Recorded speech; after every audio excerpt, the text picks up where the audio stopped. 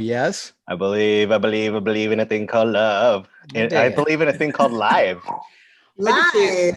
Here we are. It's live on Your Creative Journey. And of course, it's always a challenge for me every year that we do that, every week that we do this, because I've got to watch the stream on the actual website and we've got like a 6-second delay. So then all of a sudden I start talking to myself. And anyway. Kevin, in my day, when we filmed something, we had to wait years to see it. Well, hi, everybody. Welcome. Thank you for joining us. We have the lovely Judy Kain with us tonight. Judy, say hello to all of our audience. Hi, everybody. Happy to be here with Kevin and Paul, two wonderful guys. Oh, it's going to be amazing. Look at this. We got to say hi to all the people that are on the YouTube stream here popping in. We've got Kelsey's here. Angelica's here. Of course, producer Craig's on. Good to have you here. Dari's here. Hey, Christina, glad to have you here. Melissa's here. Everybody is ready to rock and roll. Hannah. Hunter Ackerman is joining us. What? Hunter, welcome. Hey, Judy, do you know Hunter Ackerman at all? Hunter Ackerman is he's a captivating, interesting character. That's for sure. I would highly recommend. He's handsome and talented. And more importantly, is he single? Well, I don't know, Paul, is he? That's up the air. He's a very interesting guy. I will tell you, got to go on Audacity and check this out. He is captivating. He's a talented singer. He's a singer guy, but he lifts weights. He does a show from a cabin in Big Bear. Oh my God. I love Big Bear. I was just up there. Yeah. Well, there you go. Were you vacationing up there, or do you also have a cabin? I went paddleboarding. Oh, nice. Oh, really? Yeah. My first time on Big Bear Lake. Wow. Amazing. How did you do? I didn't fall off. Well, there you go. No. How can you beat that? That is good. And speaking of that, look at that. Producer Craig's already said that Hunter's next show, Lovecast 26, is coming up this Thursday. So be sure. Lovecast. And here's the other thing. Here I am I'm literally promoting Hunter on this show. What's going on? He also recites poetry. That's what he does. Yeah, that guy. Monday nights he recites poetry fireside and from his cabin in Big Bear, and then Thursday nights he does his love cast. Most of the time his shirts have no sleeves, which is great. Yeah. Lately he's been wearing sleeved shirts, which I'm not okay with, but whatever. It can get a little cold up there. Yeah, I know, right? He's a very unique cat. Well, thank you, Hunter, for joining us tonight. It's quite a privilege to have you here. We're all kind of gushing over Hunter. Let's not forget that he also performs on my show Saturday nights. That's all right. Okay. Glad to have you. We got a lot of show to get to. We're going to start our audio podcast in just a second. And guys, if you have questions that come up during the show, please put them in the comments, and we will be more than happy to answer them. And hopefully we'll try to stick around a little bit afterwards and answer some more questions. We're not going to go too late because Judy's got a shoot to get to tomorrow morning. Okay. Yeah. Early call. So let's get to this. Paul, you're going to intro us in. What do you think about that, pal? You've got everything recorded, right? Hold on. I got to double check. I've got that recording. This is recording. I am rolling. My audio stuff's recording. All right. What do you say, gang? You guys on the feed, are you ready for us to do this audio podcast? I could wait for 6 seconds and wait for them to say, yes, of course we are. In my day. We had it live. All right. Producer Craig said, let's do this. And Dari says, right. Okay. So here we go. In 5, 4, 3. Hello and welcome to another episode of the Your Creative Journey podcast. I'm Paul Carganilla. And I am Kevin Gregg, and so glad to have you here. This is the show that is designed to help you get your creative work done. Whether you're an actor, writer, director, producer, painter, dancer, musician, we don't care what it is. We're here to inspire you. Paul, you have other artistic jobs that you would like to include in that description? If you sing in the shower, if you like to finger paint with your kids, if you've hit that point in your life where you've decided you're going to start on that novel that you always wanted to start on, this is the podcast for you. And also, if you just like hanging out with nice people. Absolutely. That's for sure. So glad to have the people on the feed from YouTube that are joining us. For you that are listening to this on the audio podcast, we normally record this on Tuesday evenings at 8 p.m. live on YouTube, and that's an opportunity for people to interact, ask their questions. We've already had a caller on the show, which has been amazing. And we get guests here as well. And tonight we've got an amazing actress joining us, Judy Kain. She's been in over 400 commercials, 130 TV and film projects. She is amazing. Paul and I met her years ago. She's a fantastic teacher. She's been in such great shows as Mad Men. She's just done so much stuff. She also helps over at Keep It Real Acting Studio and helps out tons of students. Judy Kain, welcome to your creative journey. Oh, thank you so much. So glad you're here. Thank you, Paul. Well, it was nice to run into you on set in my first COVID job. Yes, that was that is a story that we should tell. So, Yes.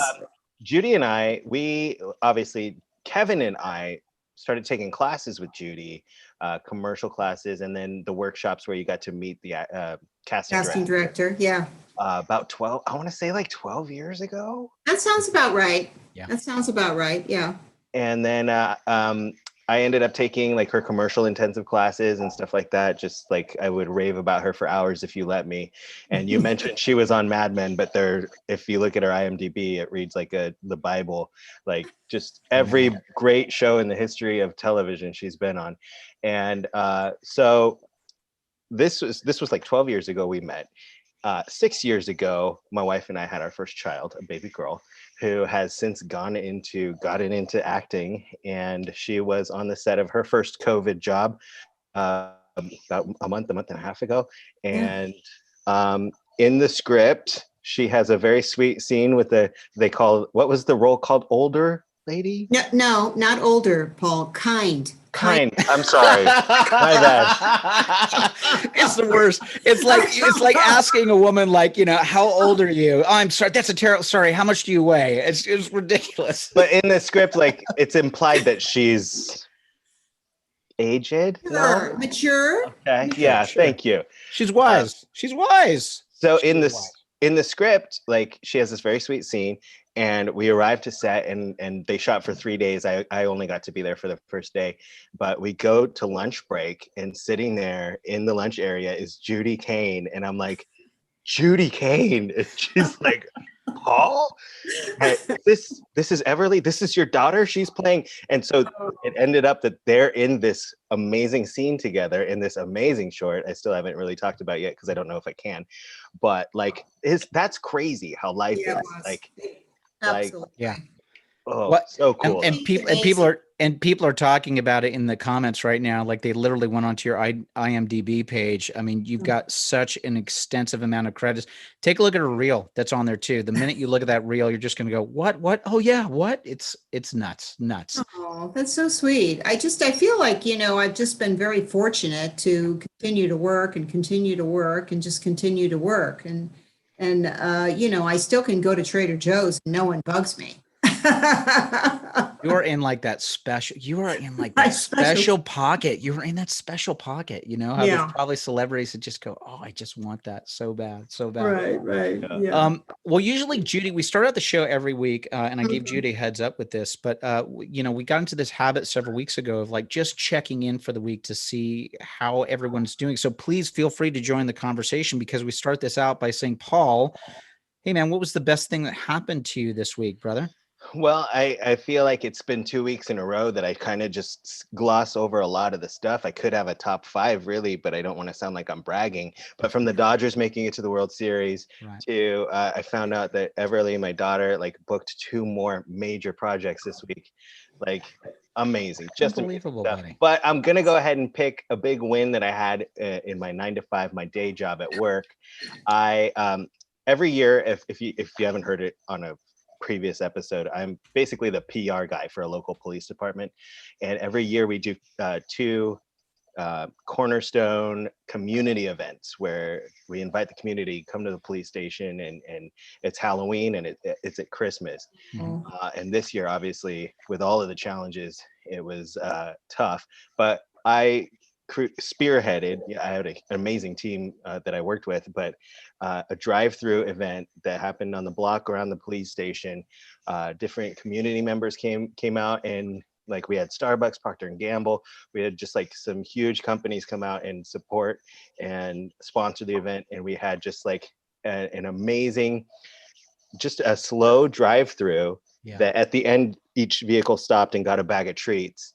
And seeing these kids like just dressed up in full costume in their cars with the biggest smiles on their faces, like, it was so cool. The event was only 2 hours long.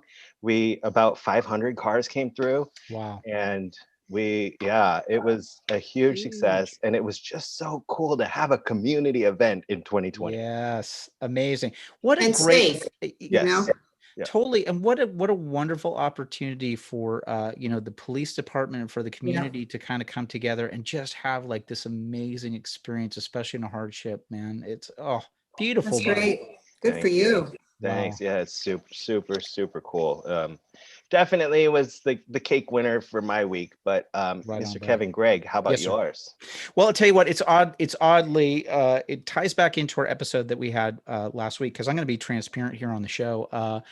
I've had a rough couple of days. It's like I've had a couple of these days where wow, it was really, just kind of going through some stuff. You want some projects to kind of shake loose, and some things just, it's part of how life goes, right? Like you say, I'm going to do this and let's see what happens. And sometimes things just don't turn out the way they do. And I was in a little bit of a funk, but I will tell you that there's two things I want to point out, which I want to share with our listeners specifically, because we were talking about this last week, Paul. Number one, I did a thing with my wife and one of my sons where I said, you know what, we need to get out of the house. We need to drive up to Ventura for a little bit and just walk around the beach. I mean, obviously doing masks and all that stuff, but I just needed a change of scenery and just enough to kind of get out and have a walk and just get that fresh air and to just see those other things that I'm just grateful for, Right. And when you sort of take that step, and for me, like the ocean is very refreshing. And, I've talked about it before also, Judy, on the show. It's like, my faith and all of that is such an important part of it, but sometimes you've got to do something physical. And this was definitely a part of it, to be able to go out, get that fresh sea air, be walking with the dog and doing that. And then I'll tell you the other thing, which is this. I'm so grateful that I have a group of male friends and other guys that I can reach out to via text and communicate when I'm just feeling low. Because I definitely had one of those moments like what we had talked about last week, Paul, with some stuff that you went through and something that one of our listeners went through. Our first reaction is that we just want to retreat, and that we just want to hide, and we just want to kind of sit in it.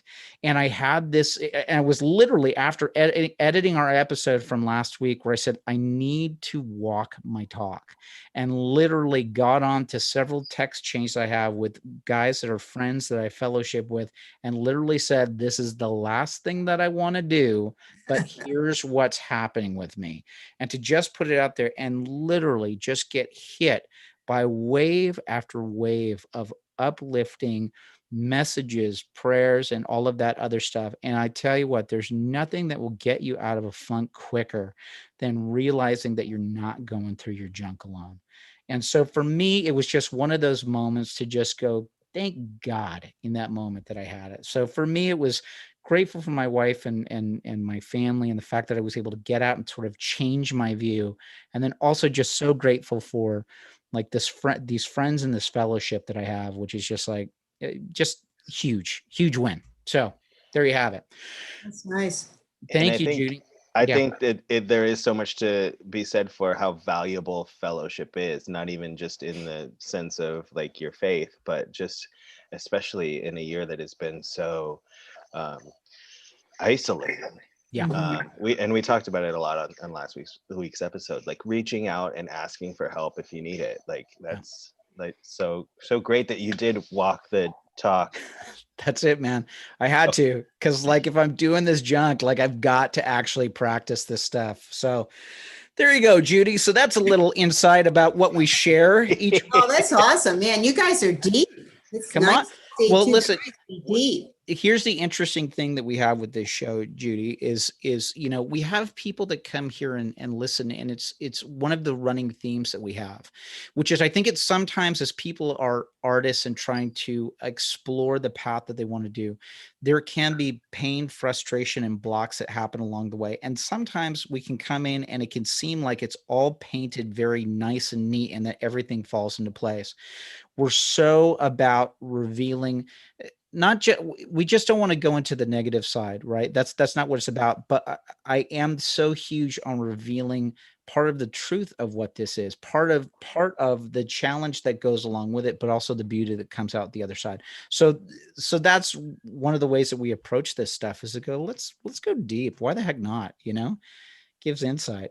That's one of the things that, for me, COVID really, the blessing behind COVID is, you guys know me a little bit, I like to go. I'm a, juggle 18 balls at one time and pretty successfully juggle them. But when all that was really taken away and everything kind of just stopped, I had to really go, okay, what really is your source? What is really sourcing you? And the slowing down and the being more still and just okay with just literally a lot less. I really mellow. Do you feel like you've transitioned through it well, or do you feel like there were some times where you fought against it tooth and nail? Well, in the beginning, I was like, it's just going to be 2 weeks. 2 weeks, we'll be back. 2 weeks. That's how I was. I literally was. And then when I saw that was not what was happening, I had a real change. It was either sink or swim, and I had a real change. And I did really have to surrender. And through it has come, I think, a more improved Judy. Really? Yes, I think I'm better at what I do. I think I'm just, I clutter up less, worry less. Good. That's great. I'm telling you, man, it's this hidden blessing that comes in these challenges that get thrown our way. And listen, I know there are a lot of people who, I did have to close the studio, but I still feel like that was a blessing, because there's, this Zoom is amazing. And I'm really helping people navigate through that. Yes. Do auditions through Zoom and self-tapes and this whole, do it yourself. It's DIY. Yes. Acting. Well, it's, Judy, it's interesting you say, because we had been talking just before the show, because I had just been working on an article for another podcast, business podcast, but they were talking about how so many businesses have been, analog businesses have been thrown into the future because of this. And I think it's a real insight, which hopefully we can get into a little bit later here in our talk. But, it's been a real challenge for the actor or the artist to go, hey, you have to learn how to adapt. You have to learn how to change. Yeah. And because a curveball has been thrown at you, it just means that it's different. It doesn't mean that it's all gone away. And again, I constantly point back to Paul's weekly show, because he's been such a rock star with the talent that he's been bringing out on a weekly basis and the platform that he has given for people to do this. So anyway. That's awesome. So can you think about, in addition to that, yes, is there a highlight from your last week, my friend? Okay. So one of the things that came out of COVID is I have a best friend. I hiked Kilimanjaro with her. Oh, cool. Wow. I know. And she lives on the other side of the hill, and it was hard to see her. So Saturdays we'd get together. It's been going on probably for 3.5 months. We started doing paint by numbers.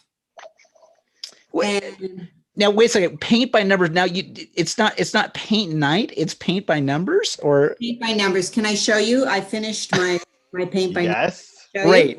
Great. See, this is why, if you're listening to the audio podcast, why you should join us for the YouTube feed. Okay. because now you get All to right. paint by So numbers. this Oh is my gosh. What? an elephant with a. Wow. Do you see the little elephants down there in the bottom? Yes. Yeah. Yes.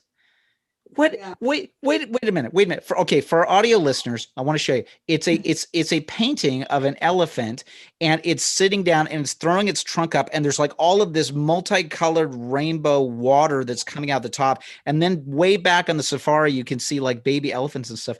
Wait a minute. What do you mean that this is a paint by numbers? What do you mean this is a paint by numbers? Well, it's just, like this little spot here is number 5, and that's 5, and then that's 10, and this What? 4, and there's like so many see that elephant. I mean, there's like Oh my gosh. shades of gray in there. Yes. Yeah. Yeah. That is outstanding. So Wow. you guys were working on this. So you guys were working on this together on this? No, she did her own. Yeah. She did her own, and we would just sit there, and it's very meditative, and we'd be painting and talking and just painting and talking and Oh, masks. We were outside. wow. How long did that painting take you? Well, I think we've been doing it for at least, I want to say, at least 3 months every Saturday. And Yeah. sometimes it would be 2 hours. Sometimes it would be 4 hours at a crack.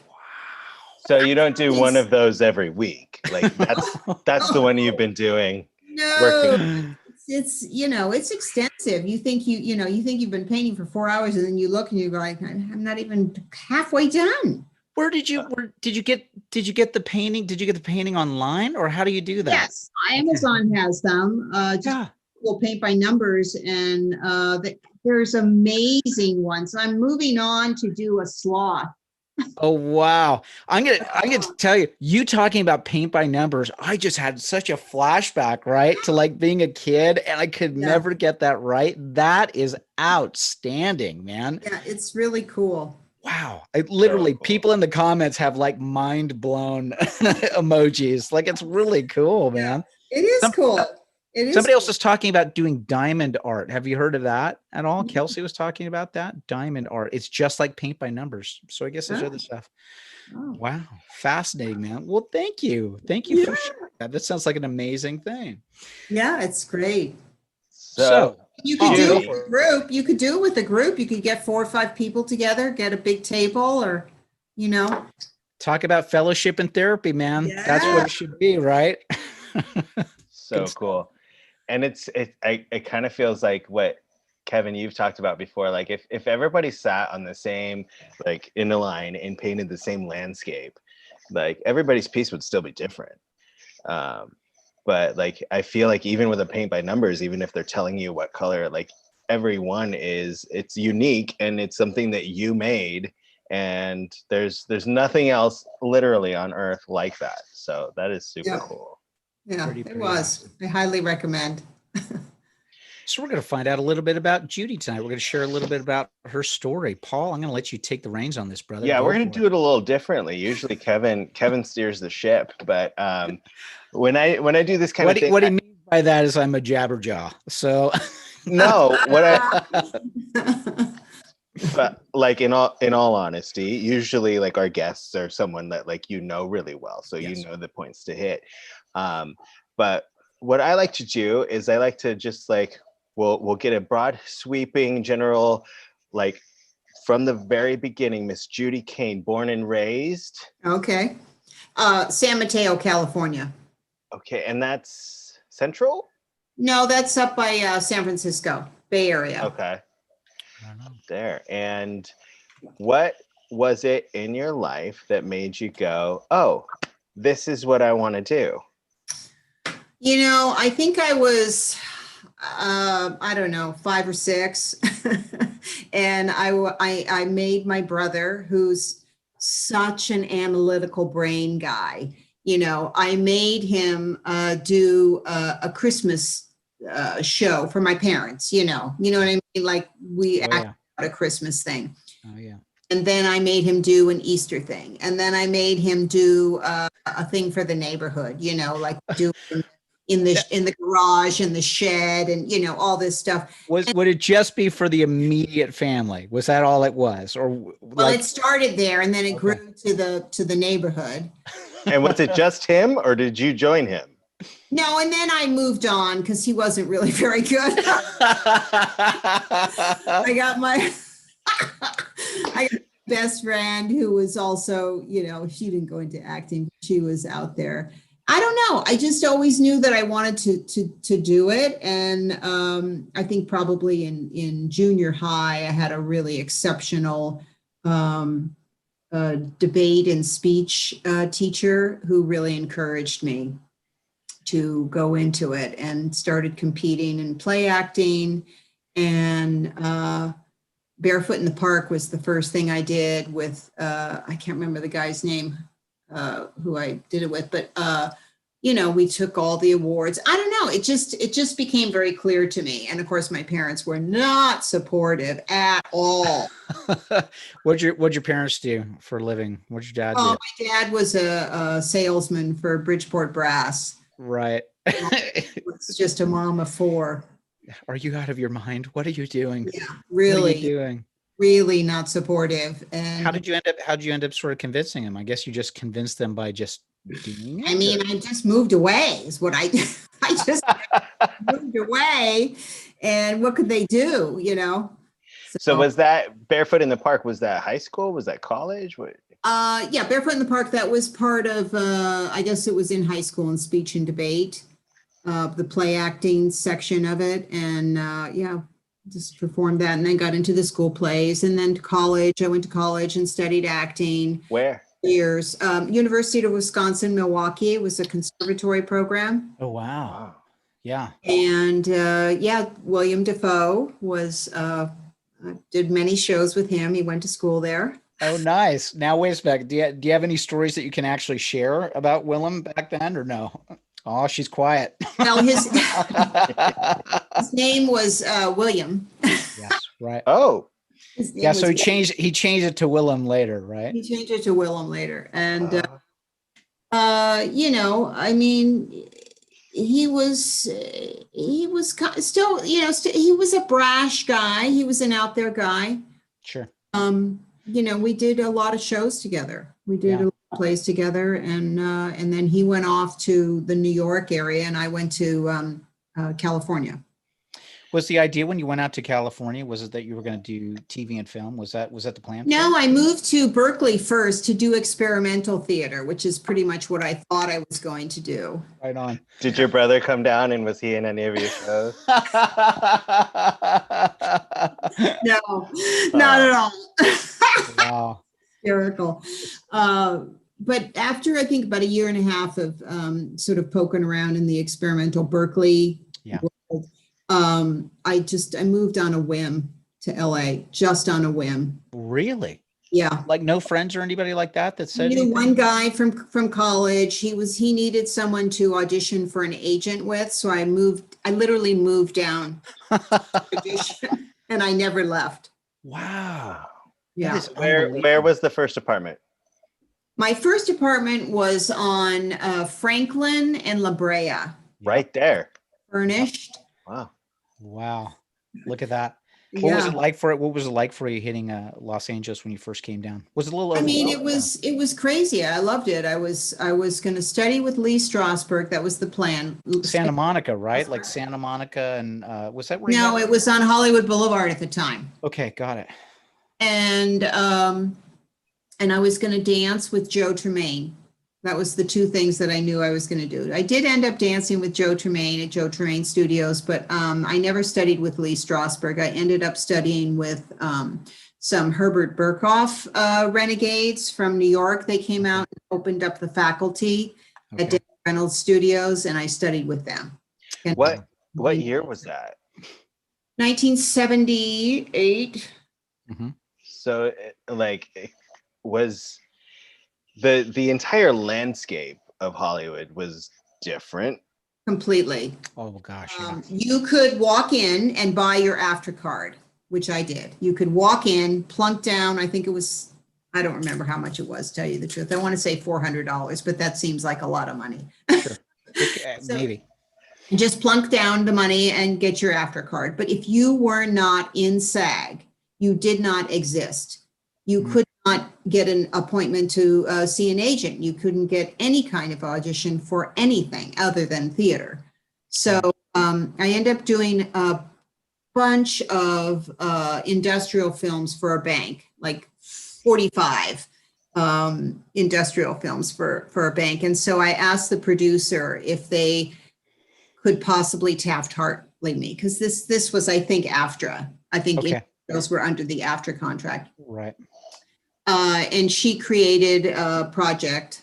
I shouldn't say that. She created a project. That's okay. Taft-Hartley me in, and that was that. And then I became SAG. That is amazing. Yeah. So, but it was an after project that then she did like a special SAG contract on it. Wow. Hey, that's okay. Any means necessary. Right.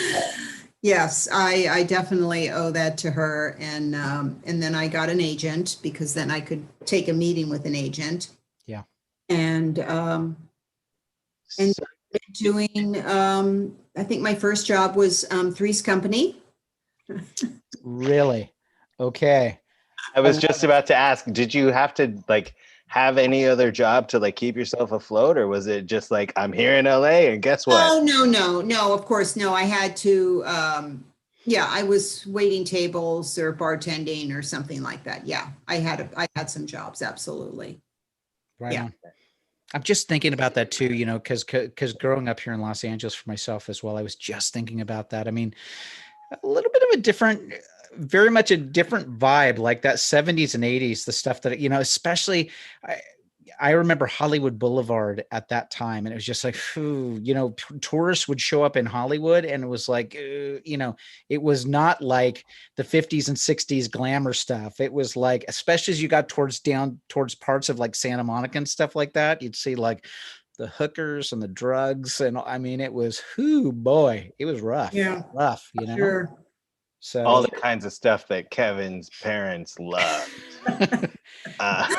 Well, it's fascinating because I grew up in that area, Judy, and both my parents were Irish immigrants. And it was like, you know, for Irish immigrants to be like, they were right in the Fairfax district. So it was just like, whoo, man, some rough times, you know? Absolutely. Yeah. Absolutely. Yeah, no, it was different, but I think it was way easier to get around. It was just easier to navigate. I used to go from audition to audition, you know, from the Valley to you know, Warner Brothers to 20th Century Fox, back to Santa Monica, over to La Brea in a day. Yeah. Easily. Just be popping over. You know, I'm wondering too, because I know the fact that you've had so many commercials and stuff under your belt. You know, I remember when I got into the commercial industry, it was changing a little bit, but I remember having conversations with folks that were saying, listen, if you had a commercial agent and you weren't getting 5 commercial auditions a day, 5 days a week, something was wrong. Yeah. So I'm assuming that you saw some of that. Yeah. That is the way my life was. Yes. Basically, I said, "What's my job? It's changing my clothes." Yeah. That's my What, and especially changing when my clothes, changing my hair in your car, and in my car. And when you think about some of the money or some of the payout that was a little bit different, because you were talking about really only 3 networks back then. And when you were getting something like a Coke commercial, it was like, congratulations, you have hit the big time. Because if that thing is going to play, look out, man, look out. I remember, though, I had a very sage agent who was my agent for 35 years. She just retired. Mm-hmm. My first commercial was for Corning eyeglasses, and I thought, oh my God, this is fantastic, you know. And she said, Judy, let me just give you a little advice. All you can count on is the session fee. That's it. Yeah. And I was like, what? You know, but I never forgot it.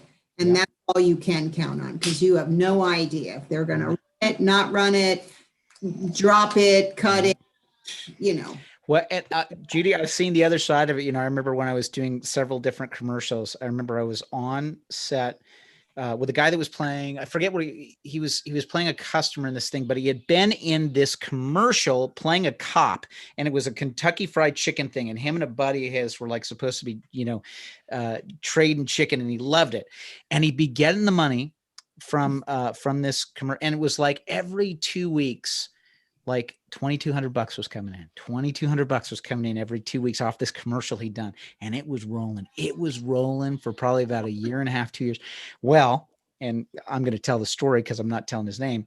He also had a little bit of a gambling problem at the same time. Ooh. So he'd head on down to Commerce, or he'd do this stuff. And he said he remembered once he went out to Vegas and he blew like $5,000, and he thought to himself, it's okay, the residual check is coming. And that was the week that the residual check stopped coming. Yeah, so very wise phone call, I'm sorry you've been released from the spot. It's always just like such a sad day. Well, and I started experiencing part of it myself, where it got to a point where you didn't even get those calls. Like it started getting to a point where it was just like you just waited, and then you saw. Or the interesting thing that would happen. Here we are talking shop for a second. I did a Wiener Schnitzel commercial years ago. I've done a Wiener Schnitzel commercial, and a longer story. It wasn't a great shoot, but I got through it. So I get paid out for it, and then it stopped. And then all of a sudden, about a year and a half later, I started having people saying, "Oh my gosh, it's great that your thing is running again." All this stuff, and I started going, "What?" And sure enough, you start doing the investigation, and this production company that was involved in it had been rolling it out. And of course, because there was no official release thing, I think I'd done like a Jack in the Box in the meantime. And, my agent was cool. My agent was able to work it for them, because for those people that don't know, you can't really conflict. You can't do conflicts, right? It's like if I do a major Coke commercial and then all of a sudden people see me in a major Pepsi commercial, it's a conflict, right? Same thing happens with fast food. And sure enough, did they have to pay you a bunch of back money? They paid me a bunch of back money. It wasn't fantastic, but it was something. So good on my agent at the time. But good. Yeah, and always irritating. Next week on the Your Creative Journey podcast, we'll interview Kevin Gregg about his commercial career.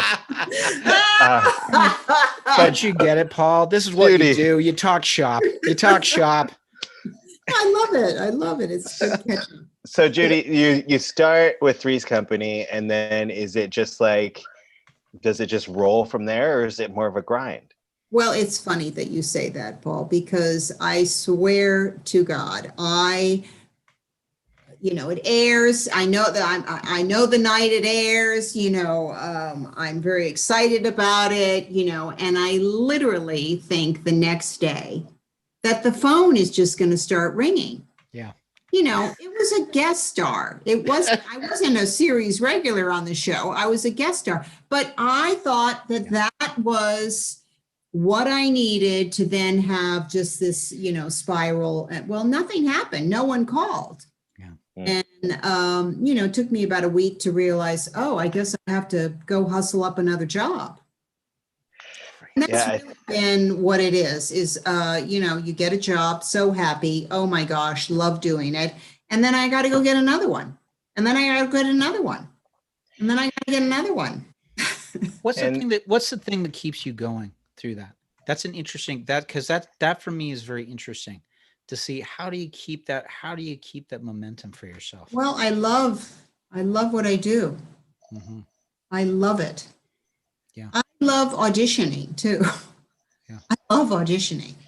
And truth be told, the self-tape, there was a period maybe during COVID where, absolutely during COVID, because that's when, it was just like me. And I thought, I don't know that I can do this. This is not satisfying. To just be in my room alone doing a self-tape. It just wasn't satisfying. I like auditioning. I like getting, hey, try this. Hey, do this. What about that? I love that. Yeah. Were you always that way, or is it just because you're such a freaking pro? No, I love auditioning. I love it.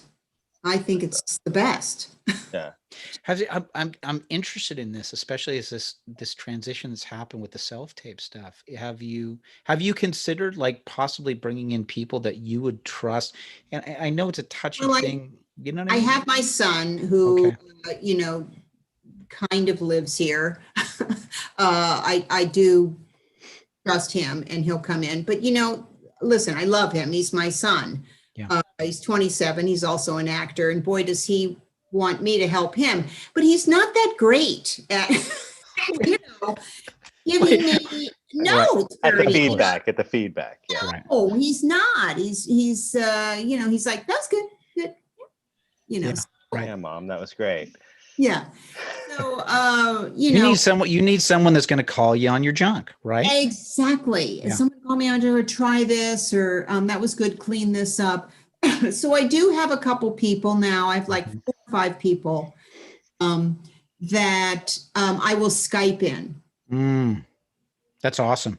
Yeah. There's a guy. It's been a while for me. I've been a couple of years out of the commercial game, but he would work over to what was Kathy Knowles' place over in Oh yeah. Santa Monica. But Mervin, was that his Oh, name? Marvin. Marvin. Yeah. Holy smokes, man, that guy. When you run into those people that are behind the camera, and Marvin was one of those guys that's like going, he'd call you on your stuff and like, Oh, like it's such a good eye. because he wanted the best for you. Mm-hmm. And it sounds like that's something you hopefully have a little bit of access for, especially during this transition with like saying, come on, take a look at what I'm doing. Call me on my junk, And I do the same for others. I mean, that's the kind of understanding is I'll do it for them if they do it for me. Good for you. That's Yeah. awesome. Now, Judy, I only bring this up because it's kind of like working toward a point, but Three's Company 40 years ago. Yeah. About like Paul, I don't like where this is going. I think you'll appreciate it. Okay. I think you'll appreciate it. Okay. All right, where are you going with this, Paul?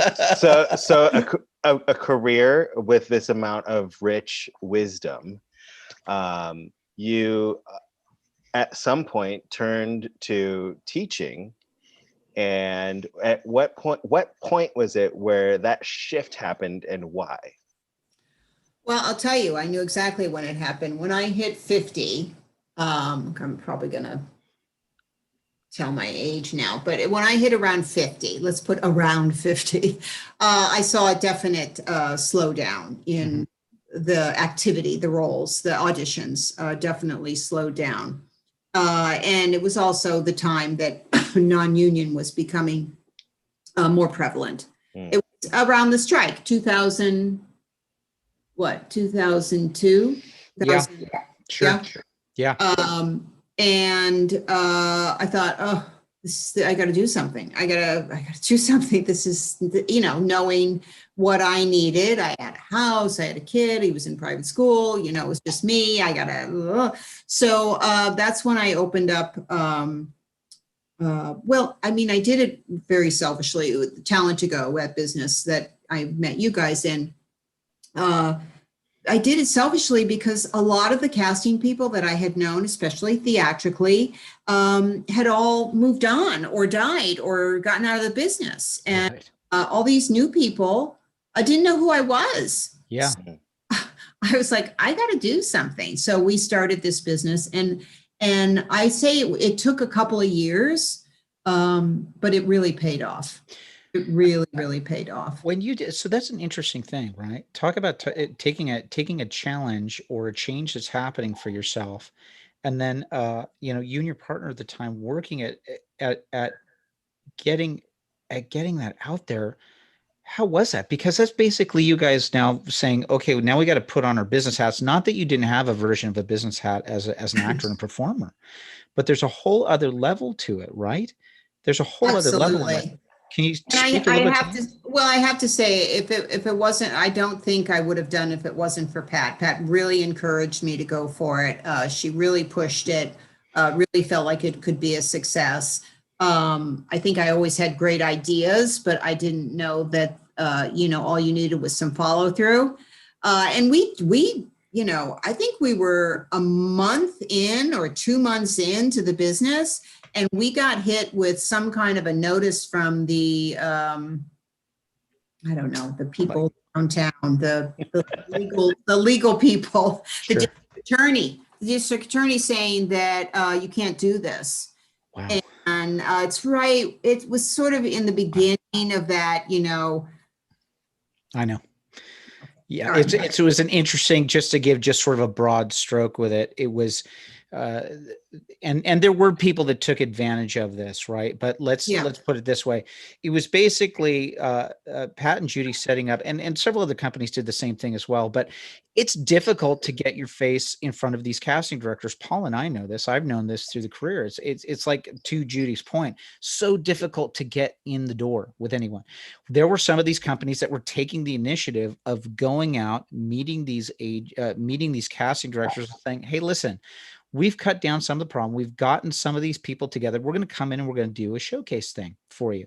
And so you come in, and usually it'd be about, paying for lunch for the people, or having, come on down and we'll take care of you. Right. And some people took advantage of that business wise, and all of a sudden it became, casting directors getting paid, to cast people. That was never your intent, but there was, as happens, some people take advantage of a situation, Right. and district attorneys doing its due diligence, right? But that was definitely not your situation or your case, right? So no, I think we had a lawyer, and he said, you really should just quit this business, and we didn't, and it was very successful for 10 years. Yes. And we set quite a precedent, and we set a new tone for how they were done. Anyway, I enjoyed every minute of it. And through that, I started teaching, teaching commercials, which really is it just rolls out of me. It just literally rolls out of me, and I love it. Yeah. And I still do it, and I still do it on Zoom. I didn't know how it would work, but it worked great. Wow.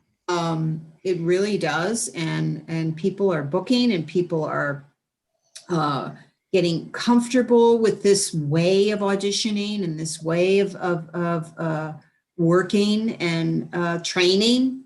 Mm-hmm. It's really remarkable. So I absolutely love it. I mean, we offer a lot of keep it real, but I'm always the commercial. Yeah. So I'm interested to hear, a lot of times on the show, we talk about facing challenges and finding a new way around it, and then falling in love with different aspects of the challenge that you never thought you would love. When you started to teach these classes, was it natural for you because of all your experience? Or do you think that the part of you since the days when you were, showcasing your brother in the shed, was there a part from your core that just loved the teaching aspect, and was there a nurturing? No, I mean, it's very similar. No, I did not feel, I really didn't feel like I was going to be a good teacher. I never felt like I was. I never felt like I'd be a good mom. I mean, I didn't think that I could, but it's probably yes, it's the best thing I've ever done was raise my kid, and I did a darn good job. Yes, by myself, as an actress, on an actress salary. I think it was pretty remarkable, and he's a great kid. No, I had to really figure out how to break it. I really wanted to know, how am I going to teach this elusive thing, acting for commercials? How do you teach it? So I broke it down. I broke it down. It's almost exactly the same syllabus as I've been teaching for years, for almost 20 years. The 5 different types of commercial auditions. And there's just 5. That's it. It's still just 5. It's the MOS, where there's no dialogue. It's the one where they just ask you a question. It's the scene, it's the spokesperson, and it's an improv audition. That's it. Mm.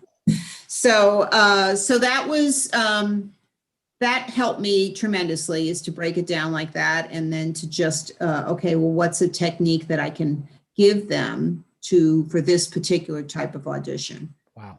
And the rest just kind of developed, and finding interesting copy that deals with, issues and problems that every actor has in those types of auditions, and just keeping it fresh. And then, of course, with COVID, how do you do it on a Zoom audition? Right. How do you do a scene with Kevin? Isn't it just in the other room? Well, isn't that interesting? Isn't it interesting that, especially as you grew in your strength as a teacher, that it really was just breaking it down and taking a look at what it was that you knew. Yeah. And probably the same thing that, that happened with you as a mom. I remember, becoming a father at first, where you just kind of go, I don't know what I'm doing. And then you just instinctively, you just do it. You just start to do it. And in your case, as an acting teacher, it's like going, wait a minute, because I think that we can be our own worst enemy all the time. We can tell ourselves that we're frauds. They're going to find out I'm a fake. What am I paying this money for? Blah, blah, blah, all this stuff, all these things that go through your mind. And then you start going, wait a minute. I've been doing this for years. I've been paid to do this for years. I've been professionally doing this for years, and really taking a look at what it is. I think that sometimes we shortchange ourselves. I know that I run into this problem. I'm sure that several of our other listeners run into this problem, where they don't trust themselves enough. They don't take a step back, and I'm not talking about being unrealistic or having your head in the cloud, but really taking a look at what it is that you have done and have accomplished, and what you do actually have the knowledge and skill in. Yes. And being able to, absolutely, that gives you the confidence. Mm-hmm. Being able to, I think I had to really get okay with, not wanting to, how do I say this? I always say, find one thing that I liked about what you did.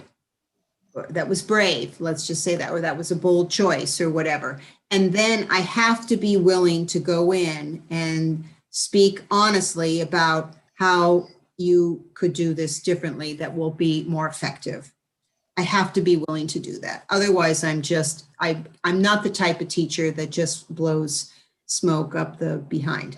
I want to affect a positive change, and I want you to hopefully find it. I don't want to just tell you how to do it. I want hopefully you to find it. Yes. So that is that takes, what does it take? It takes a little guts to be able to be that honest with people. And I am, but kind. Yes. Yeah. But kind. I don't want anyone to walk out of there and feel like, oh my God, I crying. You know what I mean? I don't want, I don't want anybody to cry and hate themselves or to feel terrible. And every once in a while, it does happen. And I'm telling you, it's like, I really, really don't, that's not the intention. No. Well, and and I think that would be a big wake up call for your students as well, is to go, what's going on here? What's behind those tears? Right. What's going on here? Because there's probably something else that's deeper that's going on. Absolutely. And to your point, it's like, you're not going to be serving your students by just telling them all the sunshine and roses. They're going to get chewed up when they get out there, because, as we've all experienced, you're going to run into some directors and producers that are going to be monsters, right? Most of them are pretty nice, though. They're not bad. Most of them are pretty nice, and most of the casting directors are really nice. Yes, absolutely. I ran into somebody today who said, this is what I love about, the behind the scenes in the business. So the session director, the guy that runs the commercial session, he's there. And I said, how you doing? How's it going? It's so good you're working. And, he said, oh yeah. He said, this is a tough one today. He said, I had this one guy come in who thought who thought it would just be a good idea to not look at the copy at all, just read it. Yeah. It's crazy. All those interesting things, man. Oh yeah, but he can say that to me. He can't say that to, right, because he's got to try to get a good audition out of him. You got to try your best. Sorry, I've got to tell one more anecdote. I'm sorry, I have to, but I remember there's a buddy of mine that is a session director as well, and he said there was in when you're going in for the union auditions, you usually have about an hour, and if you're waiting for more than an hour, then you get paid. You get paid like an hourly rate or something. And this guy was waiting, and he was waiting to get in. It was crowded, back at the casting things, and this guy threw a fit with the casting, said, "What's going on? We've been waiting here forever." Da, da, da, da. He starts kind of going off on the guy, and he goes in and he does his tape, and he got in and out underneath the hour, right? Underneath the hour time. So it wasn't like he had gone over, and it wasn't major, that stuff. And so what did this session guy did?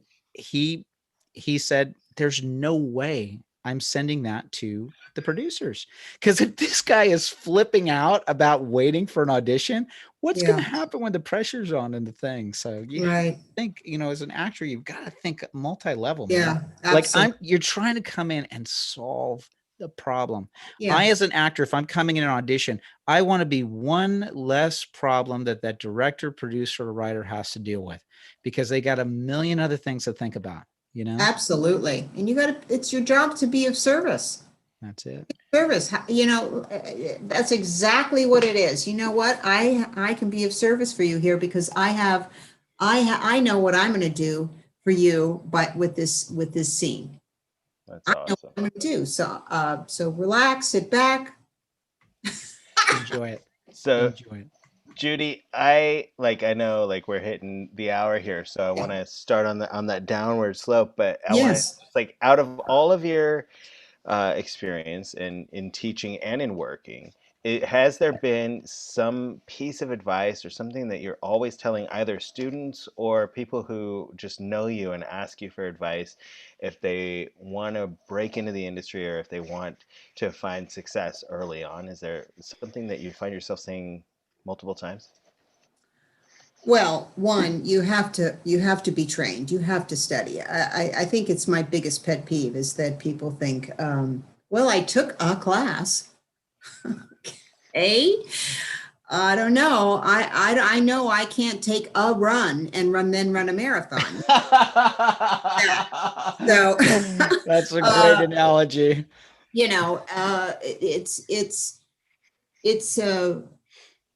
I think the beauty of acting is that we make it look so easy. Really good actors make it look easy. Yeah. And it's not. It's easy. It takes, I was telling Kevin before about your daughter, it takes a certain kind of person. You just have to be a certain kind of person. One, you have to be fearless. You have to be inquisitive. You have to be vulnerable yet tough. You have to have these certain qualities, and then you have to want it.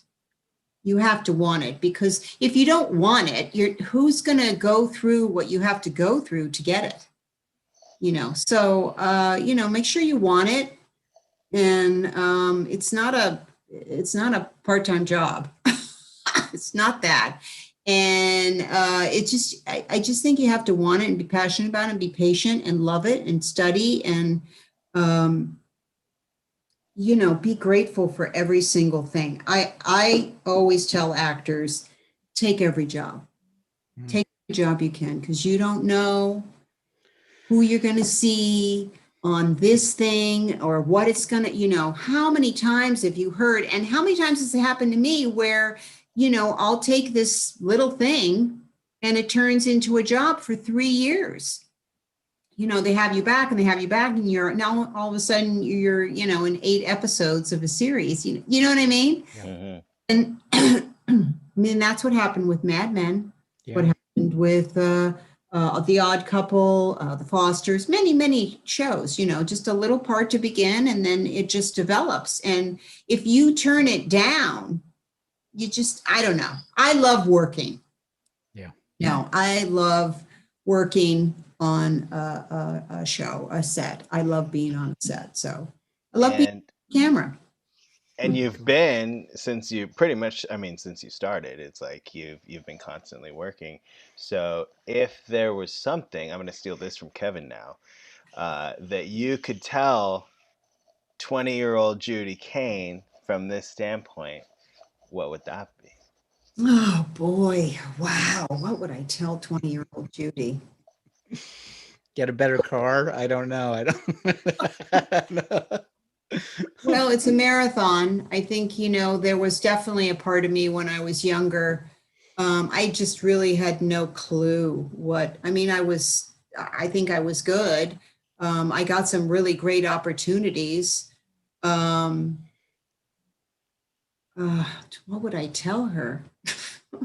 Go with your gut. That's usually what I say in this situation. Just It's like the enjoy first thing.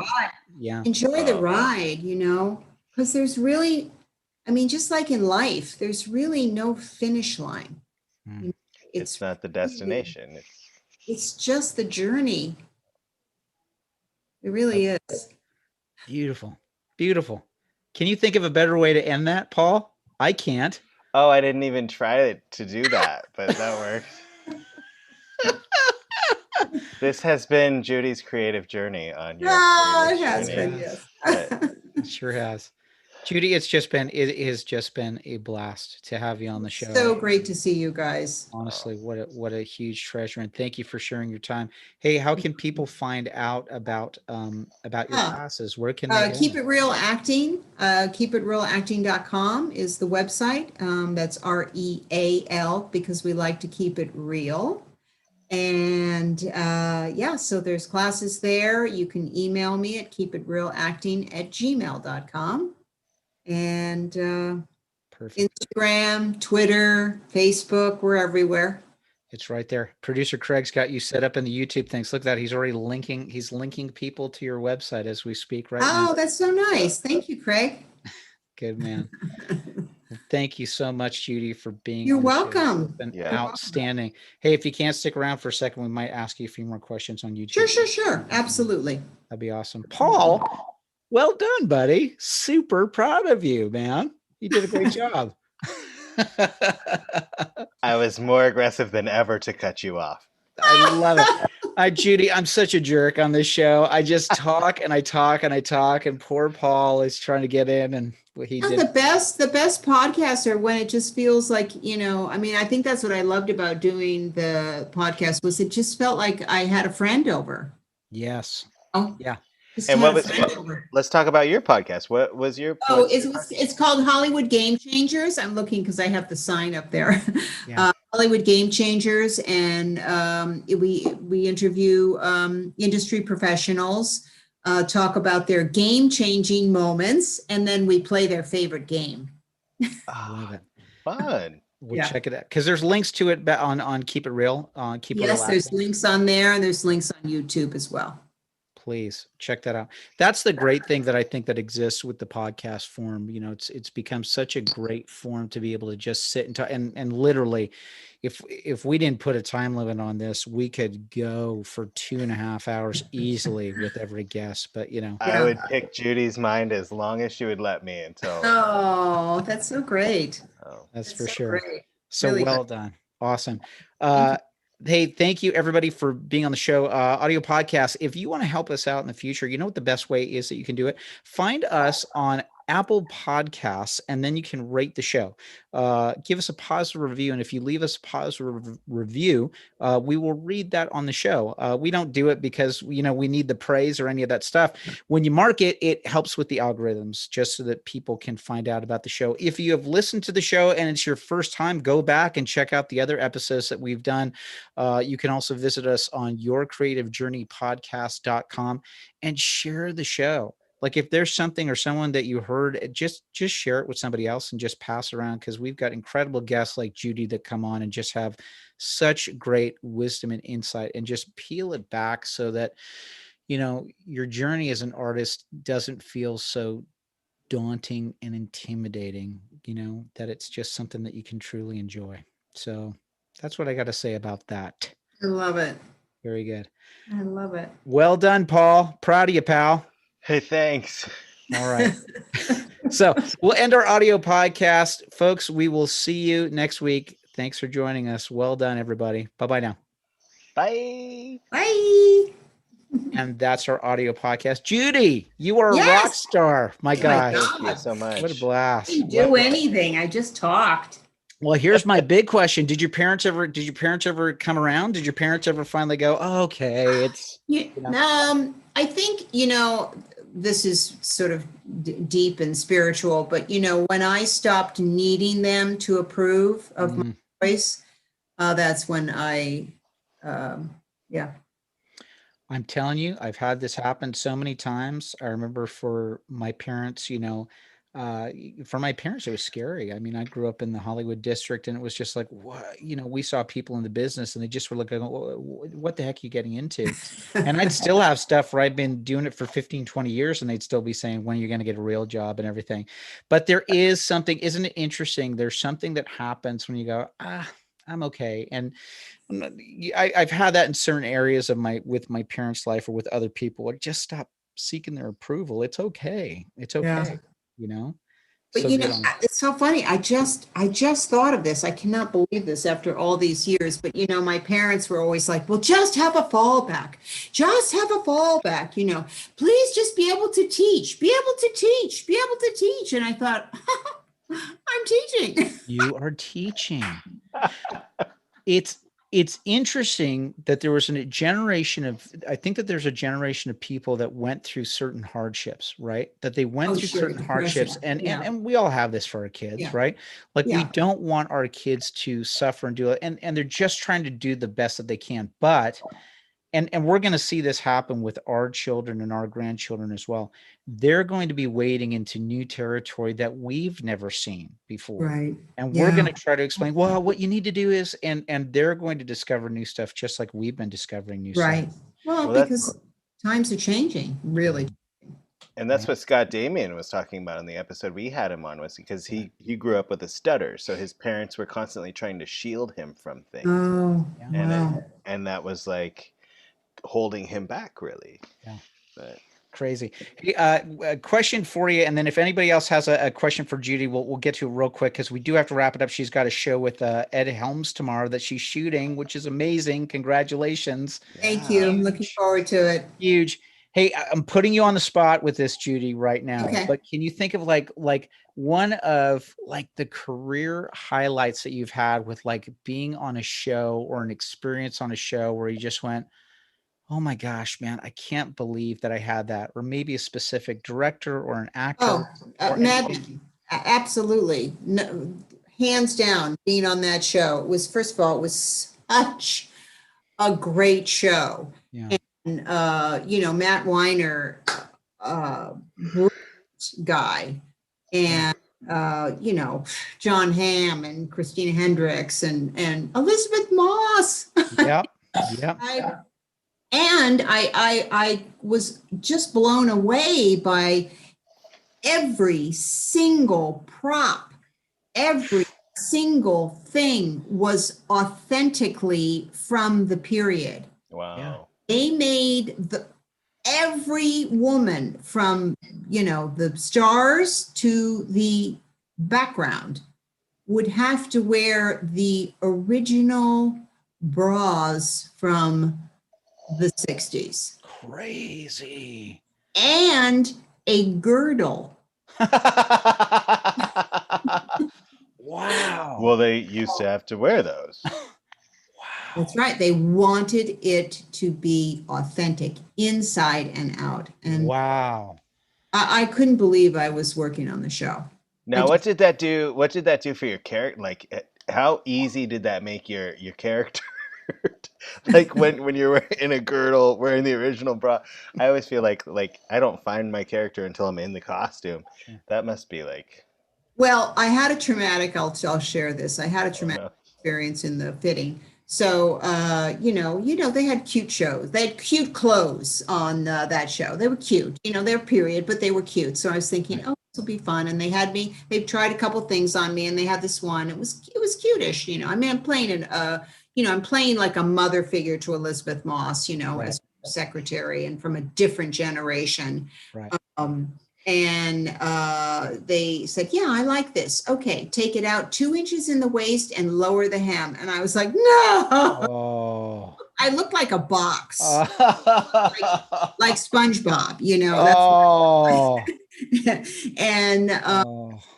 the hairdo and everything. I remember it aged me at that time, it probably, good 10, 12 years. Wow. I remember the casting director for Modern Family called me in shortly after for a role to play Yes. 70. Oh, And I was like, 70? That's a oh. little stretch. But Oh. guess what? I booked it. Hey man, whatever works, right? Whatever works. So good on you. Good on you. Were you on it, Judy? Remind me of this. Were you on it? Was it the first season of Mad Men that you were on it? Season 3. So season 3. So it was a little bit. Yeah. So people had already gotten a little bit of their groove. So you were walking into that one. It was wow. Okay. Woo. Something else. Were you nervous going onto that set? Oh, sure. Yeah. Sure. Yeah. Yeah. Excited and nervous. Yeah. But Elizabeth Moss was so incredible. Everybody was. I can't get over that show. Outstanding, no doubt. Outstanding stuff. Any in addition to Mad Men, like any directors that pop out in your mind that you just go, my gosh, I'm so glad I got the opportunity. Now I know it's challenging because when you're dealing with television, it depends who's coming in. Usually you have a showrunner that's working on a show and they're bringing in people that are like, the directors of it, and jobber's kind of a bad name for it, but they're people that are just, the directors are usually hired to like just get the job done, get the showrunner's vision done. But maybe there was another showrunner or director that really popped out to you over the years, or I've had so many good directors, and really some really great directors in commercials. I know, right? Really great directors. I mean, like film directors that are just like in between stuff that you go, what the heck? I mean, we just worked with Zach Woods, Yeah. He was so sweet. Do you know he emailed me like, I don't know, maybe a week and a half ago. He goes, I'm looking at your footage, and he said, and there's just so many good takes. Oh. So much to choose from. And I thought, he emailed me? Oh, that's so sweet.